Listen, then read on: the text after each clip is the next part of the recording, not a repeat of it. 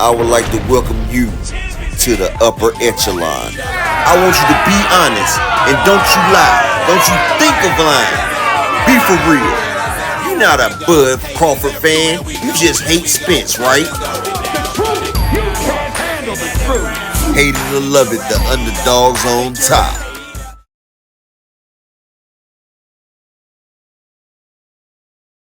This is part one of a 4-part series called Starpower, Interstellar Cloud.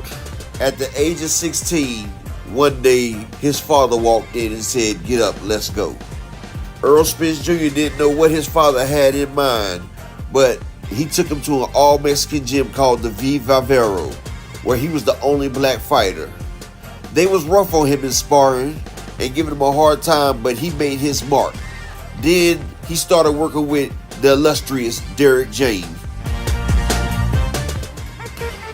He has strength, he has power, he has speed. He's got the possibility of changing boxing. He had an illustrious amateur career with the record of 135-12. In 2009, at the U.S. National Golden Gloves, he came with a gold record. He won 3 consecutive national amateur welterweight championships. In 2009, he got the gold at Salt Lake City. 2010, Little Rock, he got the silver. 2009 in Denver, the national championship, he got a gold. Colorado Springs, 2010, gold. Colorado Springs, 2011, gold. Also in San Antonio at the USPLE championship, he got a gold medal as well. In 2011, in the quarterfinals, he lost to Serek Sapayev, the 2-time golden champion from Kazakhstan.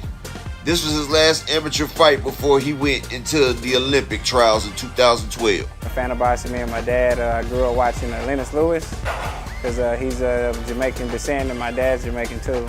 So we used to always go and watch him and go support him. Errol Spence is ready for the Olympics, but the question is, will the Olympics be ready for Errol Spence? We only have to sit back and see. He's almost like the perfect boxer. Boxing needs a new face, and I think that Errol Spence is that face. With his family watching and the state of Texas on his back, Errol puts himself through the grueling training and does what needs to be done. I'm a very aggressive boxer. If I see have my opponent hurt, I would take risks and go in there and try to get him out of there and knock him out. I'm a person that hate to lose in anything. So that's my motivation right there. I'm a very smart thinker. I think a lot too. I can read my opponent real well. Just all around, just a boxer punching. My dad woke me up one day. He's like, we going to the boxing gym. I didn't like it at first. I used to get beat up a lot. He wouldn't let me quit. He said, if you quit in this, when it gets hard, then you're quitting anything in life. So he made me stick with it, and it turned out to be the best thing I ever done. With the great Derrick James teaching and his father firmly behind him, Errol Spence set off to make history, set out to bring the gold back to the United States. Early in the morning before dawn, he goes out and runs, and late at night, he's the first one in and the last one to leave. He is fully motivated. That's what keeps him different, and it sets him apart from everybody else. Controversy saw Errol Spence march to the goal, stop short. In a fight that he clearly won, even the ref thought he won and raised his hand up first. He was pronounced lost.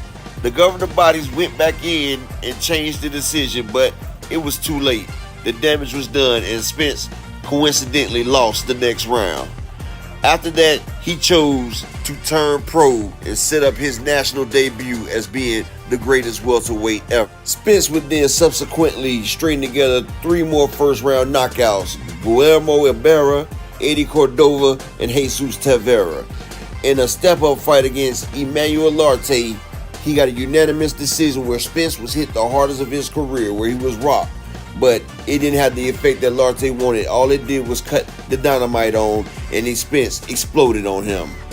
First round knockout of Guardo Cruz, a 4th round knockout at Peter Aluch at the Cowboy Dance Hall.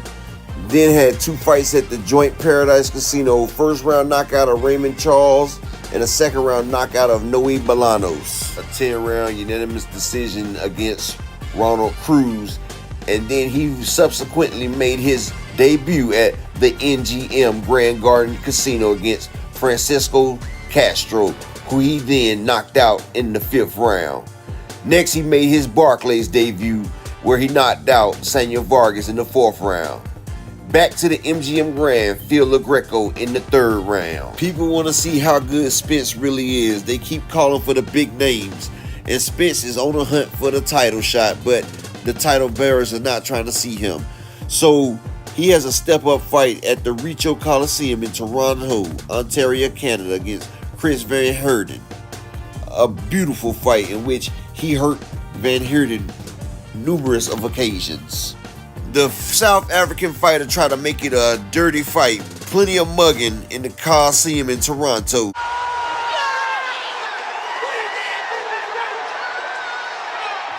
He then drops his hands and rolls his shoulders like he was doing the Harlem Shake when Spence pounded him to the body. Instead of clowning around, he looked more like a piñata when he was getting pounded out into the 8th round. Stoppage, which saved Van Heerden from taking more punishment because it was a lose-lose situation. Then Spence was too powerful. Next, they chose to put Spence in there with former welterweight world champion Chris Algieri at the Barclays Center. Errol Spence was 20-0 with 17 knockouts and did what Manny Pacquiao and Rosalind Provetnikov could not.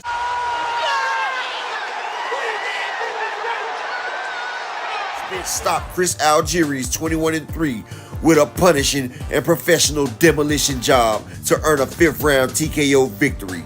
Spence floored Algieri 3 times in the fight, and the boxing world exploded with praise for the former Olympian with his fight. It now seems that Spence is now at the top of the steps, and he's looking to make the name for himself. Now, he's searching for the champions, looking for his mark on greatness. His greatness was being noticed. The great Floyd Mayweather took an interest in Spence and used him to prepare for an upcoming title match. He was able to see the young champion's true potential and marked on his journey together. You know, at first I came in, kind of caught me off guard. I said, okay, I see. When I got in the ring with Floyd and I was going tick for tack with him, and you know, we was going 8, 10 rounds, and I just knew, I was like, man, if I can do this with Floyd, I can do this with anybody. Want to step up and fight him for one of my belts? They can do that. If not, he's going to fight another opponent. But I'm going to make sure he's going to fight for that title. If Floyd destroyed guys in sparring and destroyed ex-world champions in sparring, and I'm doing this great with him, my ceiling is high. I can be just as great as Floyd Mayweather. Part 2 of the Errol Spence series, Starpower, is Red Giant, the second stage of a star when it becomes luminous and brightest and it starts to shine. August 16th, 2016 at the Barclays Center, seen a 20-0 Errol Spence versus a 33-1-2 Leonard Bundy in an IBF Eliminator. On May 16th, Errol was scheduled to go against Konstantin Pronovic, but he pulled out with an injured hand. So that left Spence against the wily veteran Leonard Bundy. Spence struggled early with Bundy's switch hit and come forward style, but he stayed with the jab to set up thundering lefts and rights to the body. He had Bundy pinned against the rope. Middle of the 6th round, Spence hit him with a jaw-shattering short left uppercut that knocked Bundy down. Referee Johnny Callis erroneously calls the shot a slip. Bundy was clearly hurt, and without a chance to shake the cobwebs out, Spence immediately attacked.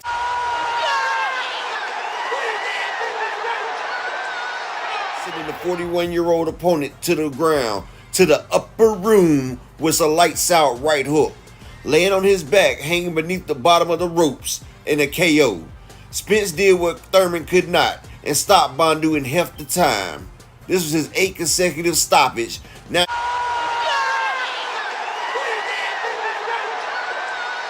he becomes the immediate mandatory challenger for Kell Brooks, also effectively ending Leonard Bundy's career at the time.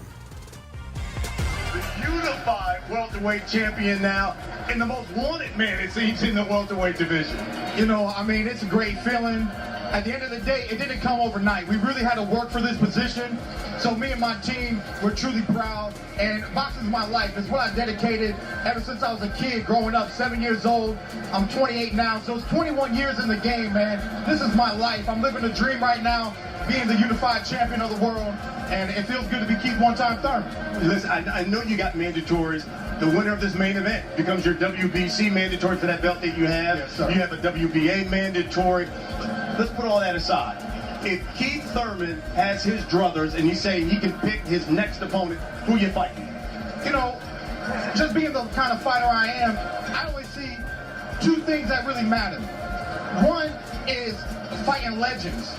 That would bring up names like Floyd Mayweather, who he's only talking to McGregor about fighting, so let's not talk about him too much. But Manny Pacquiao's still active. A lot of people think that he should leave the game, but I think if he wants to leave the game, he should go out with a bang, and he should let a young buck who really wants to be the best fighter in the world, he should go toe-to-toe with. Outside of that, we still have more world champions in the welterweight division, one being Kell Brook overseas. Your boy Errol right here sitting next to me, he's going to try to bring that belt back to the United States, and then maybe we can have another unification bout right here, who knows, maybe in New York, maybe in a bigger venue. But I mean, when it comes to the welterweight division, there's a lot of great fights, and your boy Keith one-time Thurman is trying to make those great fights happen for you. Title. You want answers. I want the truth. You can't handle the truth. You know, I weren't chucking the right answer because chocolate brownies, right? I don't want it to be damaged. I want to give it to Errol Spence, clean cut, just being baked. I want it just to be baked. That's why I didn't let that right hand go. I want it to be crisp, so it tastes every bit of that sugar. What Brooks didn't count on is that the 21-0 Errol Spence would eat the chocolate brownie and ask for seconds. Errol Spence scored an 11th round knockout over Kell Brook to claim the IBF welterweight title at Bramall Lane Soccer Stadium. The official time was 1:47, and Spence was ahead on all three scorecards, 96-93, 97-92, and 95-94. He dropped the Englishman in the 10th round with a flurry and continued to work on that left eye until the stoppage.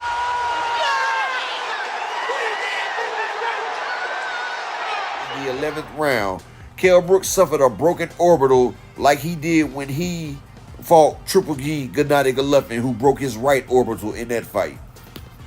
I proved tonight I had chin and I have true grit, said Spence in the post-fight interview. He came over to America to take the title from Sean, and I came to the UK to take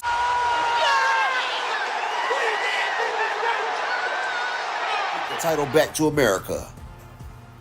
35-3-1, Lamont Peterson vacates his regular WBA title that he earned by beating David Avanesium to fight for Spence in his IBF title. Errol the True Spence defended his 147-pound title for the first time as he stopped former two-division world champion by an 8th round TKO. He outboxed a tough Peterson from start to finishing, showcasing the wide skills of speed and power. The fight was stopped prior to the start of the 8th round after Peterson's trainer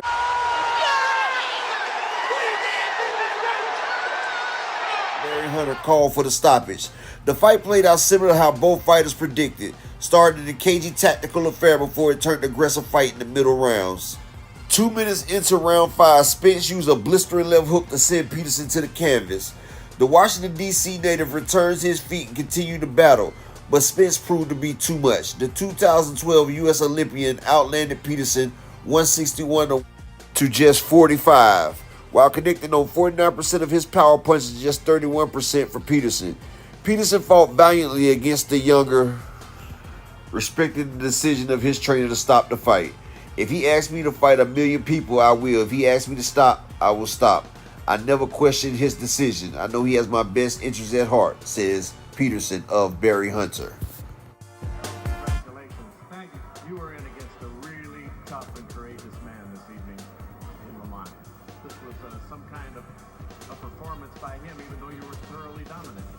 Well, first of all, I want to thank Lamont Peterson, man. You know, a lot of guys, they turned down the fight, and he took it like a real warrior, like a real fighter. Lamont, a tough fighter. You know, he's gonna give it all he got. You know, he's willing to die and everything. You can see his coach had to stop the fight because he wanted to keep going. You know, that's who Lamont is. Now, Keith Thurman will get back in the ring. I'm sure he'll have some type of a tune-up fight. Coming off the elbow surgery, Danny Garcia's going to fight. Coming up on Showtime, perhaps Horn. What would you like to do with your next fight? Everybody know I'm waiting on sometime Thurman. You know, I've been waiting for a long time. Since I was 15-0, I've been calling this guy out, and he keep making excuse after excuse. He need to hurry up and come back, you know, fight a little tune-up fight, and then let's fight. I'm waiting on him to get on. Talks of an up-and-coming mega fight between 23-0 unbeaten Spence and 22-0 Carlos Ocampo. Frisco, Texas, Errol Spence defended his IBF welterweight championship with a first-round knockout of undefeated mandatory challenger Carlos Ocampo in a homecoming fight on Showtime at the Ford Center Star. The sellout crowd of more than 12,600 fans packed the Ford Center at the Star to witness Spence's first homecoming defense as champion for his fight in Dallas since 2015. Pounding the body from the opening bell with his trademark body attack and superb ring generalship, Spence, who was making the second defense of his 147-pound title, floored Ocampo with a beautiful 1-2 shot combo. Second punch landed flush on the challenger's side, instantly flooring him as the opening round concluded. Ocampo, who was 22-0 with 13 knockouts, crippled over in pain while on the canvas, was unable to beat the count and remained on the floor for more than 2 minutes while Spence celebrated his victory.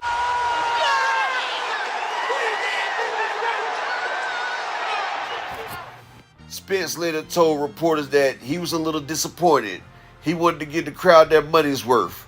He wanted him to sustain a bit and give him some punishment, but the body shot got him and I dropped him. That was the 9th time that Spence, 24-0 with 21 knockouts now, has floored an opponent with a body shot in his 24 fights. If I hit him again, he would probably drop, said Spence. That was my game plan. I'm the body snatcher. And yes, Errol Spence is the body snatcher. Before a star burns out, it burns its brightest. Before it turns into a black hole and all the energy is gone, it is a supernova. We all have heroes, and every man's biggest dream is to show his heroes that he's on the level. And everybody's worst nightmare is for your hero to look past you and think that you're not on the level. Okay, I got this. Mikey, I'll be disappointed if it does not. Mikey Spence coming up in 2 weeks. Mikey. Why? You know what? Because he's Mikey. You know, that's simple. It speaks for itself. See, the thing is that Spence don't move his head. Spence's head is always there. It's always there to be hit. You know, Mikey's a really good counterpuncher. You know what I mean? Spencer throw, and then he's right there. He stays there. You know what I mean? He like that. He'll catch a couple, but he's right there to be hit right down the middle. With everybody thinking Spence is just some come-forward bull Mexican-style fighter, Errol sought to prove the haters and the naysayers wrong, to show that he is more than just a bulldozer, to show that he has finesse, craft, and technique, and that he could go toe-to-toe with the best there is out there and beat the best at their own game. Errol Spence made the battle against pound-for-pound great Mikey Garcia look all too easy for his IBF's welterweight belt. Errol Spence 25-0 with 21 knockouts, going against a 39-0 with 30 knockout Mikey Garcia at AT&T Arlington Stadium in Texas. With everybody choosing Mikey Garcia to beat Errol Spence because of his boxing ability, Errol Spence basically shut him out for 12 rounds. He showed off his brilliance. His jab was powerful. He mixed up the shots to the head and the body. He used quick, smart footwork to keep Garcia off balance for the entire night. After the bout, Spence brought Manny Pacquiao in the ring and said it would be an honor to fight him next for the pay-per-view broadcast. Pacquiao was diplomatic in response, but he seen that the fight could maybe happen. It was a humbling night for Garcia, who said, "I see something." The first loss of his career, he made a bold decision to come up one weight class from the 140 to 147 for Spence's IBF title. He got a lot of praise but heavy skepticism, and he dared to be great, which a lot of people said, and he got credit for it, but he dared to be great against the wrong one. Spence, who was overweight in camp, had to have a fat camp, and he didn't get to get strength and conditioning, which saw the fight go the distance, and he didn't stop the smaller Mikey Garcia. But the numbers confirmed that everybody saw in the ring that Spence totally dominated. He landed 345 punches to Garcia's 75.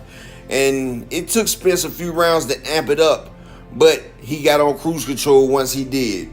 And a lot of other fighters that were scared to fight Spence seen that if a smaller fighter like Garcia can make it, then maybe I could. And Spence was starting to enjoy the fruits of his labors. The fast tenacity that he put in, the hard work and the training, he's starting to lack in. He's not coming as much. Just like Spence said, 50% of me is better than any of these fighters out here. And he developed a great relationship with Jerry Jones and started to get on the Superman fast track. He didn't want to be like fighters of old that enjoyed after it was over. He wanted his roses now. And Spence, as a young individual, started to enjoy his time in the shine, in the sun. After being shunned from other fighters and people didn't want to fight him, now he says a catch slogan: times have changed now. Now I'm the big fish. They got to come for me. And with record-breaking sales with Mikey Garcia's fight and Errol Spence battering it around, becoming a specialist in people's eyes, only thing next is to put together a fight with Showtime Shawn Porter. This would be Errol's toughest fight because this fight seen Shawn Porter in training camp for almost 6 months, while Errol Spence, enjoying his partying, had to go through another fat camp. Errol had to drop almost 40 pounds while Shawn Porter was in the best shape of his life. And this fight was much more than just 2 belts on the line. This was Shawn Porter getting his dad's approval from all the years when he chose Errol. But this fight will go down as one of the best fights of the year and one of the best fights of both guys' careers. Being the man that Spence is, he takes his opponent's strengths and take it away from him. They say he couldn't box Mikey. He boxed Mikey. They say he can't go in the hole in the pocket with Shawn Porter. So he decided to do just that and take this fight into the down dirty, into the dungeon, into the hole. Spence threw 745 punches to Porter's 744. That shows how even the fight was, but Spence landed 221 of those punches, which was 49 more than Porter. He also landed 44% of his power punches to just 25.7 for Shawn Porter, whose inaccuracy has been a problem in an otherwise stellar career. Porter was throwing a lot, but he also was making it a rough house. And in the 11th round, Spence slipped a counter and threw a left, which was the straw that broke the camel's hump, or the camel's back. Porter's body went down from sheer exhaustion and all the accumulated power that he has been taking. And yes, he got back up, but the damage had been done. The mark has been done. Inside, he know he lost that fight. Spence went in there and beat that man at his own volition. Beat him at his own game. Spence is the man. He has 2 belts now and going for more. And now, with Keith Thurman ducking him, he only got one way but up, and he's enjoying the ride. Now the fight that everybody wants to see is Errol versus Crawford. And it's going to be a fight for the decades like Hagler-Hearns or Leonard and Hearns. We need to see that fight. But some people are talking about size of the street. That guy. Everyone know I'm that guy. You're not that guy. I'm that guy. Numbers don't lie, and I'm the number one guy. Guy. You're not the number one guy. Numbers don't lie. You signed for 3.5 fight. I've been in there. Everybody got ESPN. Terry, who's a better basketball player? Me. Anything about him is me. Me. You can ask Bron who the best basketball player. And I killed him for the bread. You can ask Bron who the best basketball. You can ask Bron who the best. Hey, I asked all the money. And I killed him for the bread. Easy work. He didn't want to play me one-on-one. I killed him too. He didn't want to play me one-on-one. I play you one-on-one. That's what we were supposed to be in there after our fights. But where you go kind of the statistics, they coming to us. They try to find something on me. They coming to us. We ain't going to them. They coming to us. They try to find something. They can't find nothing. I like them though. Errol Spence living the dream, flying high, hanging with rappers, just enjoying life, drinking, partying, smoking, doing everything that he wants to do, enjoying his star-studdedness. Errol shot for the moon, so he's up there with the stars now, and he's enjoying every minute of it. But what goes up must come down. If you're not living it right and treating it right, then it can all turn in a blink of an eye, in a flash.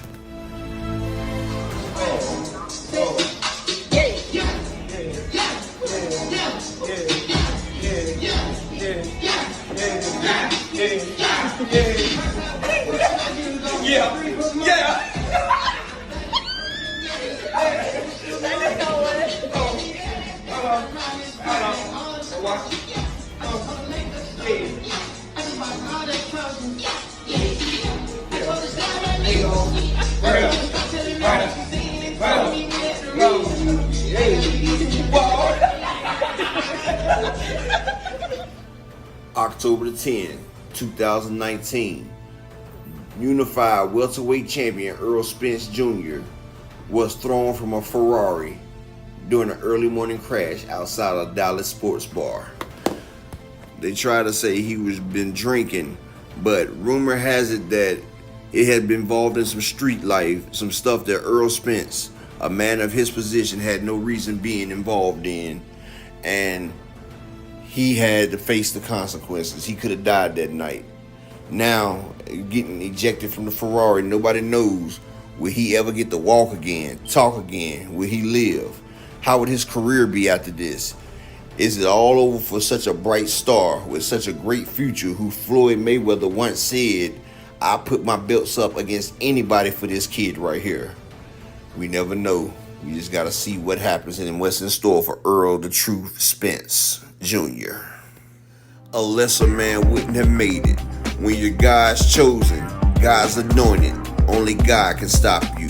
To come out of the ashes stronger, smarter, wiser, and more focused. A phoenix. Now you realize you were put here for greatness, and nothing can stop you. Now you have your purpose, your reason for being here. Starlight, star bright, first star I see tonight. I wish I may, I wish I might have this wish I wish tonight. Greatness. The North Star may light the way, but the Sirius is the brightest of them all, the one that outshines all them. The only one that can stop Spence is Spence himself. Now, more than a year later after the car crash, Errol Spence will be defending his WBC and IBF welterweight belt against Danny Garcia at the AT&T Stadium in Arlington, Texas, his first fight since the accident. Most fighters on a comeback fight will take a soft touch, but not Spence. Spence has to test his greatness, and if he can't go in there and battle Garcia, then he knows that he's just not going to be a boxer anymore. So this fight means more than just the belts. For a long time, and to be fighting again in my hometown means the world to me, especially as a comeback fight. And just having my core fans and people that supported me since day one be there at the fight, man, it means everything, and I won't let this moment go to waste.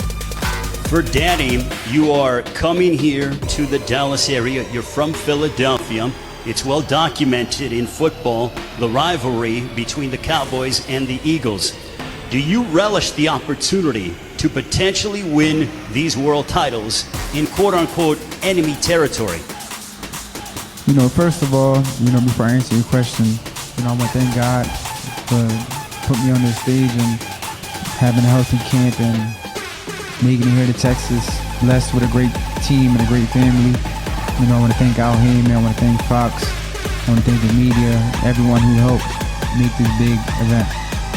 With his third title defense at the AT&T Stadium of 16,000, which was considered a sellout in the pandemic, the fight wasn't even close. Spence made the Garcia look like an amateur when he dipped in and out, throwing fast flurries of shots and not getting hit. At one time, Danny Garcia just put his hands in his pocket as Spence continued to hit him with barrage of shots after barrage. In the 8th, it looked like Spence could have stopped Garcia, but the nutrition and being away from the ring had Errol's stamina not up to par, so he took his foot off of gas, and Danny Garcia lived to tell another day. But his body a considerable amount of punishment, and Garcia wouldn't get back into the rings for over 3 years after this fight. And now Errol's ready. He invites Manny Pacquiao into the ring and then talks to him about a scheduled super fight.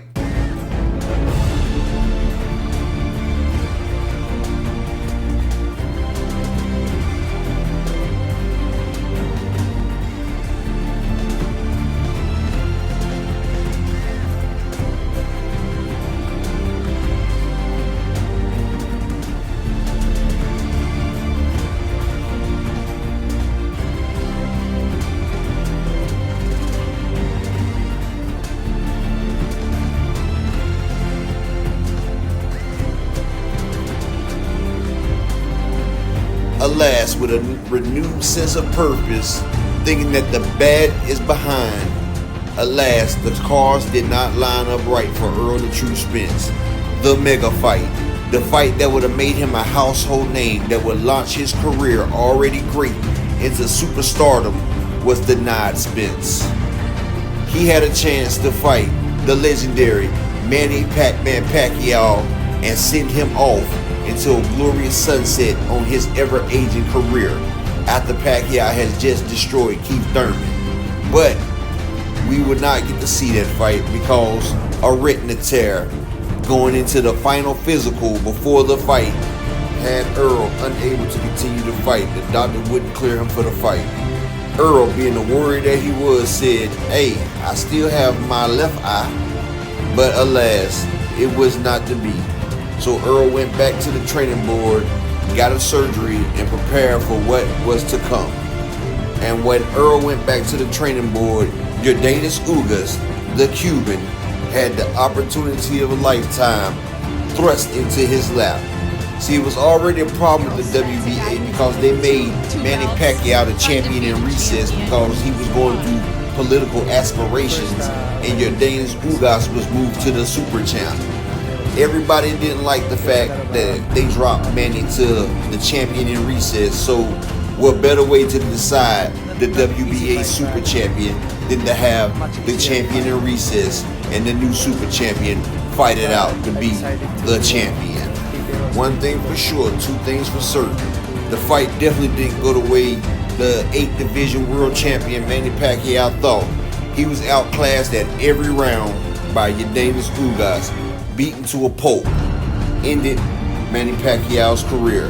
Now Yordenis Ugas is the household star who took the torch from the Manny Pacquiao, which had Errol Spence watching, aggravated, training. Now Errol knows he has to train that much more better so he can get what was rightfully his, the passing of the torch. Unlike in previous fights in previous years, this is the best Errol has been since the Ocampo fight. Even though he missed Manny Pacquiao fight, he kept his same fight weight.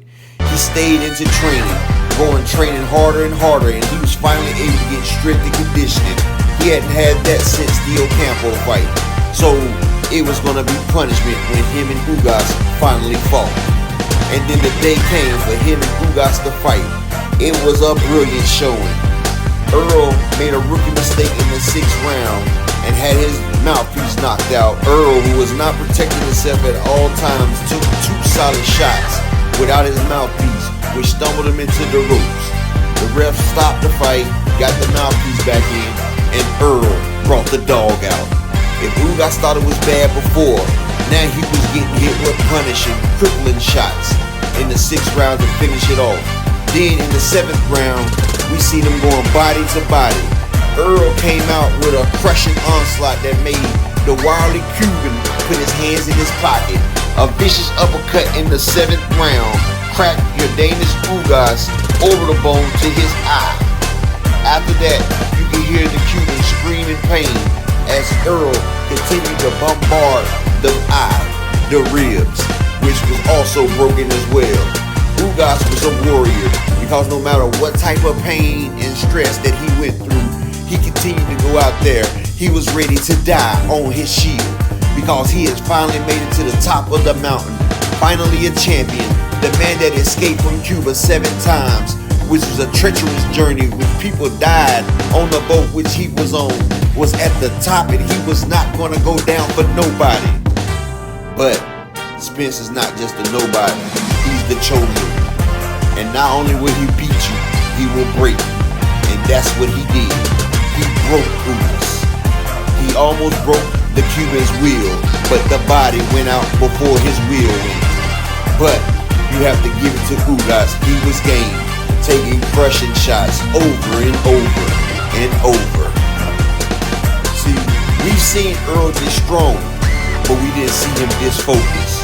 This is the Kell Brook L with the Danny Garcia and Mikey Garcia footwork and head movement and the ring IQ. Errol Spence is a complete package now because he can fight any style, inside like Sean Porter, outside on the back foot like the Mikey Garcia or the Danny Garcia fight, in and out like the Lamont Peterson fight. Errol is a complete package, a complete monster with a defensive prowess. Errol is one of the least hit welterweight. His punch to hit ratio is the best there is. He is a complete fighter who doesn't get credit for the way he moves, the way he cuts off the ring, the way he can fight on the back foot, fight on the front foot. He can fight coming forward, he can fight going to the side, he can fight laterally, he can fight any way that you want to fight, and he has bone-crushing power. Just look at the eyes of Ugas, Garcia, Kell Brook, Lamont Peterson. Hey, the man is a technical punch placement juggernaut. And if you in the way, he would just roll right over you. He's a force of nature, a force of will, his will, like a tsunami, ready to crash down and destroy everything around him. He has the most devastating style in boxing because he has a high output, a high motor, and he doesn't waste shots or energy. All his shots have purpose. It is to hurt, break, damage, maim, and destroy his opponent. A heavyweight could not stand up there and take his onslaught of punishment. So, for anyone who thinks Errol Spence, it has anybody going to stop them is terribly wrong, because the truth is right in front of you. But y'all people rather take a lie because you can't accept it.